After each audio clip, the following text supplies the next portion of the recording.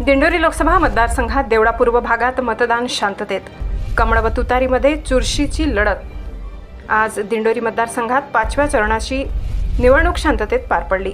देवळा पूर्व भागातील मतदानाची टक्केवारी खालीलप्रमाणे: चिंचवे 63.47%, उमराणे 59.50%, सांगवी 73%, कुंभारडे 69%, गिरणारे 60%, तिसगाव 66.68%, वऱ्हाडे 60%, खारीपाडा 79.30%, दहिवड 58.55% मतदान झाले।